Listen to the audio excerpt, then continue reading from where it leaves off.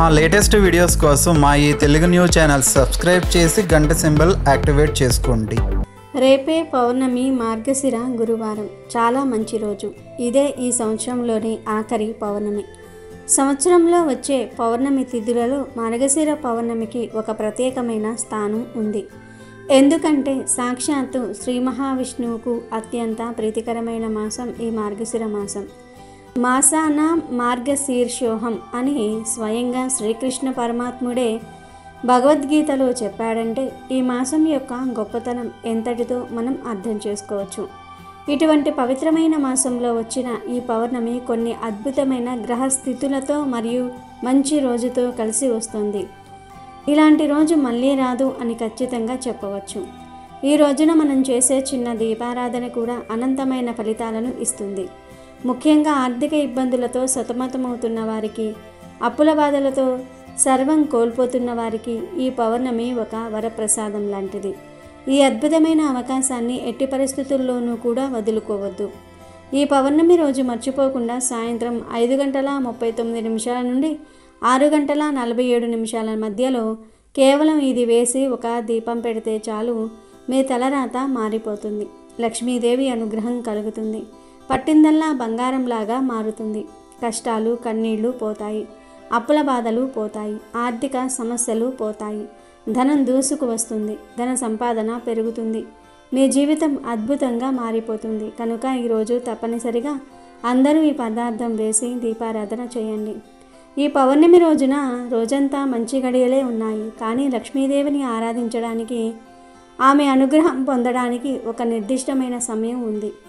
ఆ సమయమే సాయంత్రం 5:39 నుండి 6:47 మధ్యలో ఉన్న సమయం. ఈ సమయం గోధూలి వేళ మరియు ప్రదోష కాలంతో ముడిపడి ఉంటుంది. కాబట్టి ఈ సమయంలో పెట్టే దీపం లక్ష్మీదేవిని ఇట్టే ఆకర్షించేస్తుంది. కాబట్టి రేపు సాయంత్రం ఖచ్చితంగా ఈ సమయం దాటిపోకుండా చూసుకోండి. ఈలోపే మీరు దీపారాధన పూర్తి చేయాల్సి ఉంటుంది. దీనికోసం మీరు పెద్దగా కష్టపడాల్సిన పని లేదు. కేవలం మీ శ్రద్ధ మరియు భక్తి ఉంటే చాలు. ముందుగా సాయంత్రం కాగానే అంటే 5 గంటల సమయానికల్లా మీ ఇంటిని శుభ్రం చేసుకోండి. ఇల్లు ఊడ్చి గుమ్మాలకు పసుపు కుంకుమలు పెట్టుకుంటే లక్ష్మీదేవి రాకకు స్వాగతం పలికినట్లు ఉంటుంది. ఆ తర్వాత మీరు కాళ్ళు చేతులు శుభ్రంగా కడుక్కోవాలి. వీలైతే స్నానం చేయటం కూడా మంచిది. ఎందుకంటే పౌర్ణమి రోజు సాయంత్రం చేసే స్నానం శరీరానికే కాదు, మనసుకు కూడా ప్రశాంతతను ఇస్తుంది. ఒకవేళ స్నానం చేయటం కుదరని పక్షంలో కనీసం కాళ్ళు చేతులు ముఖం కడుక్కొని శుభ్రమైన వస్త్రాలు ధరించి ఈ దీపాన్ని వెలిగించండి. మరి ఇంతకీ ఈ పౌర్ణమి రోజు ఏ పదార్థాలు వేసి దీపం పెట్టాలి, ఏం వేసి దీపం పెడితే తరతరాలకు తరగని ఐశ్వర్యం వస్తుంది అనే విషయాన్ని ఇప్పుడు మనం ఈ వీడియోలో వివరంగా తెలుసుకుందాం. ఫ్రెండ్స్, ఫస్ట్ అయితే కామెంట్ బాక్స్లో ఓం శ్రీ ధనలక్ష్మియే నమః అని ఒక కామెంట్ చేయండి. అలాగే ఈ వీడియోకి ఒక లైక్ కొట్టడం మర్చిపోవద్దు. ఇక వీడియోలోకి వస్తే ఈ పౌర్ణమి రోజు సాయంత్రం చక్కగా లక్ష్మీదేవిని పూజించుకోండి. మీ పూజ గదిలో లక్ష్మీదేవి ఫోటోని సిద్ధం చేసుకోండి. పౌర్ణమి అంటేనే నిండు చంద్రుడి వెలుగు. ఆ వెలుగు లక్ష్మీదేవి కళకు ప్రతీక. కాబట్టి అమ్మవారి ఫోటోకి గంధము కుంకుమతో బొట్టు పెట్టి సువాసన వెదజల్లే పూలతో అలంకరించండి. దీపం పెట్టుకోండి. సింపుల్గా పూజ చేస్తే చాలు. మీరు పెద్దగా కష్టపడాల్సిన పని లేదు. మీకు తోచిన విధంగా పూజ చేసుకోండి. అసలు పూజే చేయలేని వారు జస్ట్ దీపం పెట్టుకున్నా సరిపోతుంది. సాధారణంగా మనం ప్రతిరోజు దీపం పెడుతూ ఉంటాం. కానీ ఈ పౌర్ణమి రోజు, అందులోనూ సాయంత్రం 5:39 నుండి 6:47 మధ్య సమయంలో పెట్టే దీపం చాలా విశేషమైనది. ఈ దీపమే మీ జీవితంలోని చీకట్లను ప్రారద్రోలి వెలుగును నింపుతుంది. అసలు దీపం ఎలా పెట్టాలంటే మట్టి ప్రమిదలో లేదా మీ ఇంట్లో ఉన్న వెండి లేదా ఇత్తడి దీపపు కుందులలో పెట్టవచ్చు. ఈ దీపానికి ఆవు నెయ్యి వాడటం వల్ల లక్ష్మీదేవి త్వరగా కరుణించేస్తుంది. అది లేని పక్షంలో నువ్వుల నూనెను వాడవచ్చు. 2 ఒత్తులు వేసి దీపాన్ని వెలిగించండి. దీపం వెలిగించిన తర్వాత ఆ జ్యోతిని సాక్షాత్తు శ్రీ మహాలక్ష్మి స్వరూపంగా భావించి నమస్కరించుకోండి. ఇలా దీపం పెట్టిన తర్వాత ఆ దీపంలోని కొన్ని పదార్థాలు వేయాలి. లక్ష్మీదేవికి ఇష్టమైన మరియు నెగిటివ్ ఎనర్జీని ప్రారద్రోలే శక్తి ఉన్న ఈ వస్తువులను దీపంలో వేయటం వల్ల అద్భుతమైన ఫలితాలు కలుగుతాయి. ముందుగా దీపంలోనే నూనెలో కొద్దిగా పంచదారను వేయండి. పంచదార మాధుర్యానికి ప్రతీక. చీమలకు పంచదార ఎంత ఇష్టమో ఆ దీపదనం అమ్మవారికి కూడా అంతే ప్రీతికరం. దీపంలో పంచదార వేయటం వల్ల మన జీవితంలో ఉన్న చేదు అనుభవాలు తొలగిపోయి తీపి లాంటి సంతోషాలు వస్తాయని, అలాగే ఈ తీపి ఎలాగైతే చీమలను ఆకర్షించేస్తుందో అలాగే ధనాన్ని కూడా ఆకర్షిస్తుంది. మీ ఆర్థిక సంబంధమైన వ్యవహారాల్లో సానుకూలత రావడానికి పంచదార దోహదపడుతుంది. పంచదార వేసిన తర్వాత చిటికెడు గంధం పొడిని కూడా ఆ దీపంలో వేయండి. గంధం సువాసన అంటే లక్ష్మీదేవికి చాలా ఇష్టం. ఎక్కడైతే సువాసనలు వెదజల్లుతూ ఉంటాయో అక్కడ లక్ష్మీదేవి స్థిర నివాసం ఏర్పరచుకుంటుంది. గంధం వేయటం వల్ల ఆ దీపం నుండి వచ్చే వెలుగుతో పాటు ఒక మంచి సువాసన కూడా వస్తుంది. అది ఆ ప్రాంతమంతా దైవిక శక్తిని నింపుతుంది. ఒకవేళ మీ దగ్గర ఆ సమయానికి గంధం అందుబాటులో లేకపోతే కంగారు పడకండి. దానికి ప్రత్యామ్నాయంగా చిటికెడు పసుపును వేయవచ్చు. పసుపు మంగళకరమైన వస్తువు మరియు సౌభాగ్యానికి చిహ్నం. పసుపు ఎక్కడ ఉంటే అక్కడ మంగళం జరుగుతుంది. కాబట్టి గంధం బదులు పసుపు వేసినా కూడా అమ్మవారి అనుగ్రహం ఖచ్చితంగా లభిస్తుంది. ఇక మూడవది మరియు అత్యంత ముఖ్యమైన వస్తువు వేప ఆకు. సాధారణంగా మనం లక్ష్మీ పూజలో వేప ఆకును పెద్దగా వాడము. కానీ ఈ పౌర్ణమి రోజు, అది ఈ సమయంలో చేసే దీపారాధనలో వేప ఆకు వేయటం వెనుక ఒక పెద్ద రహస్యం ఉంది. వేప శక్తి స్వరూపిణి. ఇది దుష్ట శక్తులను, నరదృష్టిని మరియు మన ఇంట్లో ఉన్న దరిద్రాన్ని ప్రారదోలే శక్తిని కలిగి ఉంటుంది. కనుక ఈరోజు ఒక వేప రెమ్మను తీసుకుని అందులో ఉంచి ఒక ఆకును తీసుకుని 2 ముక్కలుగా చేసి లేదా చేతితో కొంచెం నలిపి ఆ తరువాత ఆ ఆకును దీపంలో వేయాలి. ఇలా చేయటం వల్ల ఆ దీపం యొక్క జ్వాల ద్వారా వచ్చే శక్తి మీ ఇంట్లో ఉన్న సమస్త అరిష్టాలను నాశనం చేస్తుంది. అయితే ఇక్కడ మీరు తప్పక గుర్తుంచుకోవలసిన ఒక ముఖ్యమైన విషయం ఉంది. వేప ఆకును సాయంత్రం చీకటి పడ్డాక చెట్టు నుండి కోయకూడదు. అది శాస్త్ర విరుద్ధం మరియు పాపం కూడా. కాబట్టి రేపు పగటిపూటనే సూర్యుడు ఉన్నప్పుడే ఒక వేప రెమ్మను తెచ్చుకుని పక్కన పెట్టుకోండి. సాయంత్రం దీపారాధన చేసే సమయంలో దాన్ని ఉపయోగించుకోవచ్చు. ఇలా ఈ పౌర్ణమి రోజు సాయంత్రం 5:39 నుండి 6:47 మధ్యలో లక్ష్మీదేవి ఫోటో ముందు పెట్టిన దీపంలో పంచదార, గంధము లేదా పసుపు మరియు వేప ఆకు ముక్కలు వేసి దీపారాధన చేయటం వల్ల కలిగే ఫలితాలు అమోఘం. మీరు దీపం వెలిగించి అందులో ఈ వస్తువులు వేసిన తర్వాత కళ్ళు మూసుకొని అమ్మవారిని మనసారా వేడుకోండి.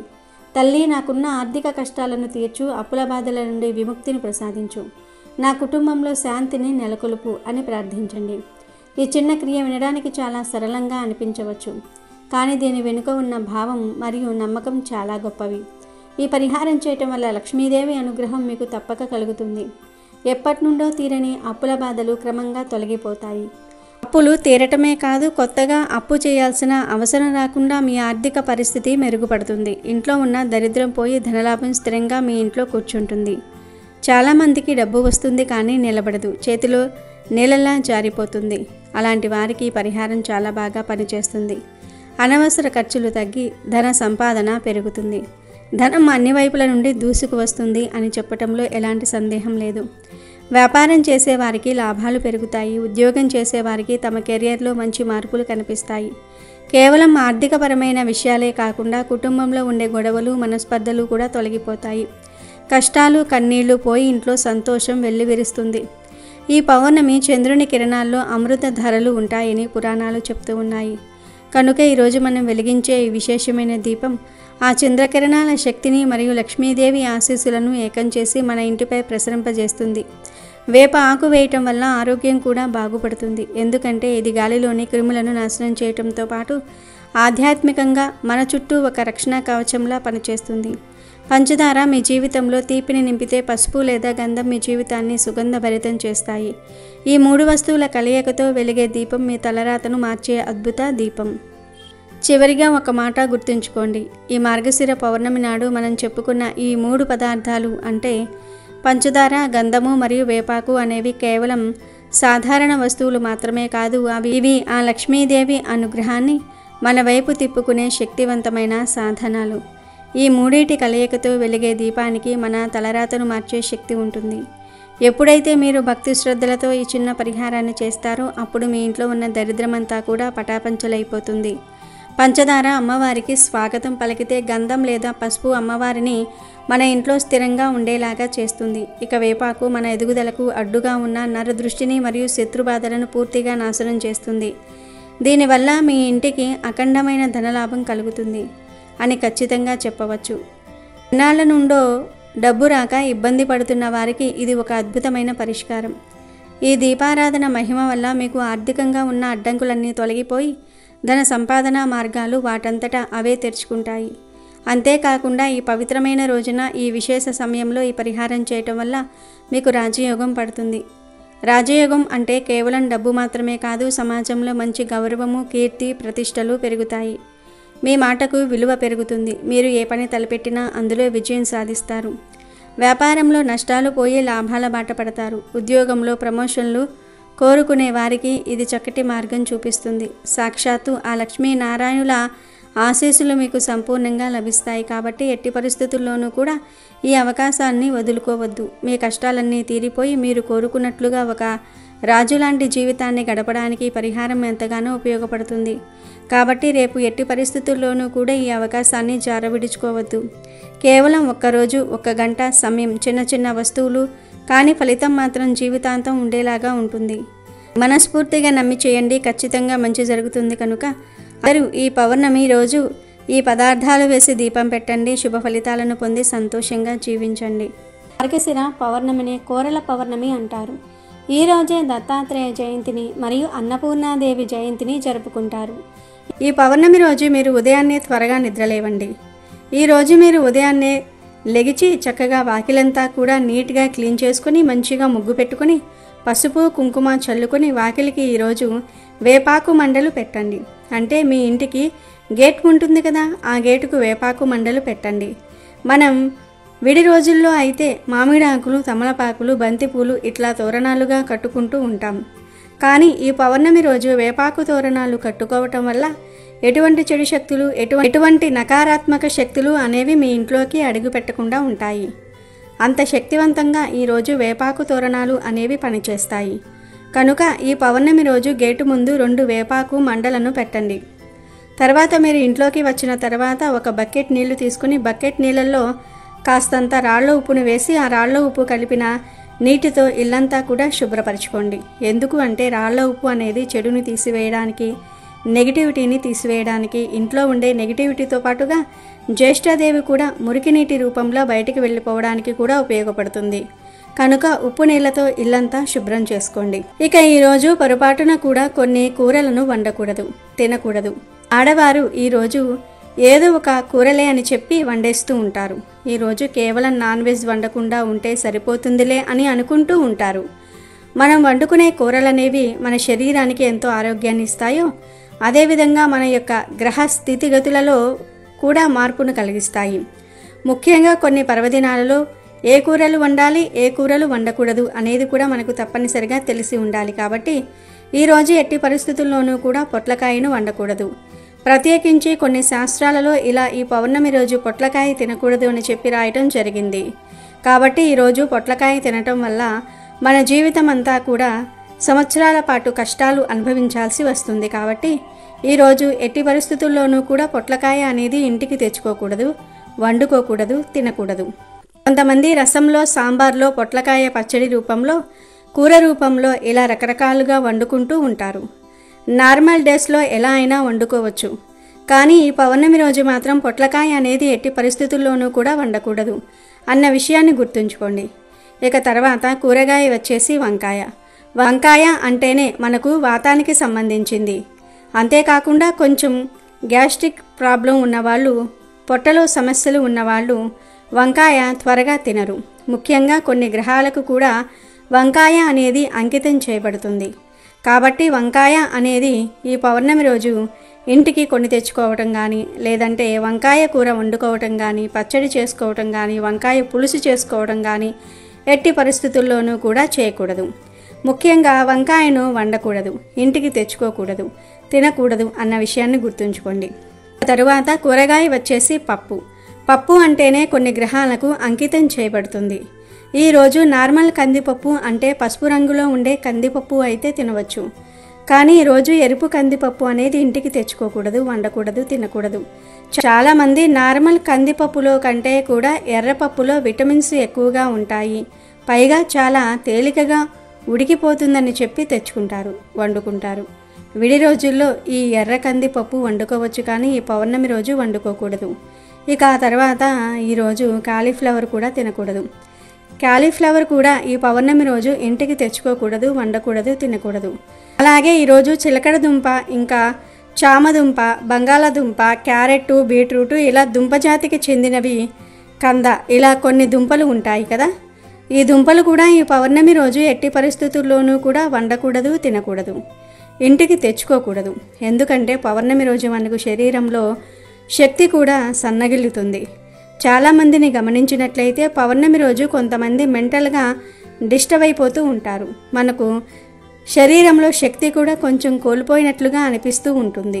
అంతేకాకుండా ఈ దుంపలు మనకు కొన్ని అనారోగ్య సమస్యలను తీసుకొచ్చి పెడుతూ ఉంటాయి. అన్నీ బాగున్నోళ్లకు పర్వాలేదు, కానీ కొంచెం హెల్త్ ప్రాబ్లమ్స్ ఉన్నవాళ్ళు ఈరోజు దుంపలు తినవద్దు అని చెప్పి డాక్టర్లు కూడా చెప్తూ ఉంటారు. కాబట్టి ఈరోజు దుంపలు కూడా తినకూడదు. అలాగే ఈరోజు బూడిద గుమ్మడికాయ కూడా తినకూడదు. బూడిద గుమ్మడికాయ ఆరోగ్యానికి చాలా మంచిది. విడి రోజుల్లో చక్కగా జ్యూస్ చేసుకుని తాగండి, ఆరోగ్యానికి చాలా మంచిది. కానీ ఈ పౌర్ణమి రోజు మాత్రం దాని జోలికి వెళ్ళవద్దు. అలాగే ఈరోజు తీపి గుమ్మడికాయ కూడా తినకూడదు. ఈ యొక్క తీపి గుమ్మడికాయ కూడా ఆరోగ్యానికి చాలా మంచిది. ఇందులో ఎన్నో రకాలైన ప్రోటీన్స్, మినరల్స్, ఇంకా యాంటీ ఆక్సిడెంట్స్, రకరకాల మినరల్స్ ఇవన్నీ బాడీకి కావలసినవన్నీ ఉంటాయి. కానీ ఈ పౌర్ణమి రోజు మాత్రం ఇది ఇంటికి తెచ్చుకోకూడదు, వండుకోకూడదు, తినకూడదు. దిష్టి తీసివేయడానికి అయితే గుమ్మడికాయను ఇంటికి తెచ్చుకోవచ్చు, అంతేగాని తినడానికి, వండుకోవడానికి తెచ్చుకోకూడదు. ఇక చివరిగా నాన్ వెజ్ కూడా ఈరోజు తినరాదు. నాన్ వెజ్ అంటే సీ ఫుడ్ కానీ, చికెన్ కానీ, మటన్ కానీ, చేపలు కానీ, రొయ్యలు కానీ, గుడ్లు కానీ ఇవేమీ ఈరోజు ముట్టుకోకూడదు. నాన్ వెజ్ అనేది ఎట్టి పరిస్థితుల్లోనూ కూడా ఈరోజు గడప కూడా తొక్కకూడదు, గుర్తుంచుకోండి. మహాపాపం తగులుతుంది. కనుక ఈరోజు నాన్ వెజ్ జోలికి వెళ్ళవద్దు. ఇంకా ప్రత్యేకంగా ఈరోజు పుట్టగొడుగులు కూడా ఈరోజు తినకూడదు. పుట్టగొడుగులు కూడా ఈరోజు ఇంటికి తెచ్చుకోకూడదు, వండుకోకూడదు, తినకూడదు. కనుక అందరూ కూడా ఈ కూరలు తినకుండా జాగ్రత్తగా ఉండండి. శ్రీ దత్తాత్రేయ జయంతిని మార్గశిర శుక్ల పూర్ణిమ నాడు జరుపుకుంటూ ఉంటారు. త్రిమూర్తులు బ్రహ్మ, విష్ణు మరియు మహేశ్వర్ల అవతారమైన దైవ స్వరూపులు దత్తాత్రేయ స్వామివారు. దత్త అనే పదానికి సమర్పించిన అనే అర్థం ఉంది. త్రిమూర్తులు అత్రి మహర్షి మరియు అనసూయ దంపతులకు పుత్రుడి రూపంలో తమను తాము సమర్పించుకున్నారు గనుక అతడికి దత్త అని పేరు వచ్చింది. అతడు అత్రి కుమారుడు కాబట్టి తన పేరు ఆత్రేయ అయ్యింది. దత్తాత్రేయుడు అంటే బ్రహ్మ, విష్ణు, మహేశ్వర్ల అంశలతో కూడిన అవతారమూర్తి. ఉపవాసము, జపం, ధ్యానం, పారాయణము, ప్రార్థనలు, భజనలు, వేడుకలు జరుపుకునేదే ఈరోజు. దత్త జయంతి రోజున తెల్లవారుజామునే భక్తులు నదీ స్నానం లేదా ఏటి స్నానం చేస్తారు. దత్తాత్రేయునికి షోడశోపచారాలతో పూజ చేస్తారు. జప ధ్యానాలకు ఈరోజు ప్రాముఖ్యం ఇస్తారు. దత్తాత్రేయుని యోగ మార్గం అవలంబిస్తామని సంకల్పించుకుంటారు. ఈరోజు దత్త చరిత్ర, గురు చరిత్ర, అవధూత గీత, జీవన్ముఖ గీత, శ్రీపాద వల్లభ చరిత్ర, నృసింహ సరస్వతి చరిత్ర, షిరిడి సాయిబాబా చరిత్ర, శ్రీదత్త దర్శనం వంటివి పారాయణం చేస్తారు. ఈరోజు ఉపవాసం ఉండటం కూడా ఆనవాయితీనే. సాయం వేళల్లో భజనలు చేస్తారు. దత్తాత్రేయ ఆలయాలలో ప్రత్యేక పూజలు చేస్తారు. అలాగే మార్గశిర మాసంలో వచ్చే పౌర్ణమిని కోరల పౌర్ణమి అని కూడా అంటారు. ప్రతి సంవత్సరం మార్గశిర పౌర్ణమి రోజు కోరల పౌర్ణమి జరుపుకుంటూ ఉంటారు. హిందూ పురాణాల ప్రకారం కార్తీక పౌర్ణమి నుండి మార్గశిర పౌర్ణమి వరకు యమధర్మరాజు తన కోరలు తెరుచుకొని ఉంటాడు. అందువల్ల అనేక రకాల వ్యాధులు, అనారోగ్య సమస్యలు వస్తూ ఉంటాయి. ఎలాంటి అనారోగ్య సమస్యలు రాకుండా ఉండేందుకు ఈ మార్గశిర పౌర్ణమి రోజు యమధర్మరాజును ఆరాధిస్తారు. ఈ మార్గశిర పౌర్ణమిని కోరల పున్నమి లేదా నరక పౌర్ణమి అని కూడా పిలుస్తారు. ఈరోజు కోరల అమ్మవారిని పూజిస్తారు కనుక కోరల పౌర్ణమి అని పేరు వచ్చింది. కోరల అమ్మవారు సాక్షాత్తు చిత్రగుప్తుడి సోదరి. మార్గశిర పౌర్ణమి రోజున చిత్రగుప్తుడు తన చెల్లి ఇంటికి వస్తాడు. అన్నయ్య చిత్రగుప్తుడు ఇంటికి రావటంతో చెల్లెలు కోరల ఆనందంతో ఘనమైన విందుని ఏర్పాటు చేస్తుంది. చిత్రగుప్తుడు చెల్లిని ఆశీర్వదిస్తూ మార్గశిర పౌర్ణమి రోజు ఎవరైతే కోరలను పూజిస్తారో వారికి నరక బాధలు, అపమృత్యు భయము ఉండదని వరం ఇస్తాడు. చిత్రగుప్తుడిపై గల అభిమానంతో ఆయన మాట నెరవేరేలా తాను కూడా సహకరిస్తానని యమధర్మరాజు సమర్థించాడు. అప్పట్నుంచి మార్గశిర పౌర్ణమి రోజున కోరలమ్మను పూజించటం ప్రారంభమయ్యింది. ఈరోజు కోరలమ్మకు మినప రొట్టెను నైవేద్యంగా సమర్పించాలి. అలాగే ఈరోజు చంద్రుణ్ణి పూజించాలి. చంద్రవ్రతం చేయాలని పురాణాలు చెప్తూ ఉన్నాయి. మార్గశిర పౌర్ణమి రోజు కోరలమ్మను పూజిస్తే ఆమె అనుగ్రహం కలిగి నరక బాధలు, అపమృత్యు భయాలు తొలగిపోతాయి. వీడియో నచ్చితే లైక్ చేయండి, షేర్ చేయండి, బట్ సబ్స్క్రైబ్ చేసుకోవడం మర్చిపోవద్దు.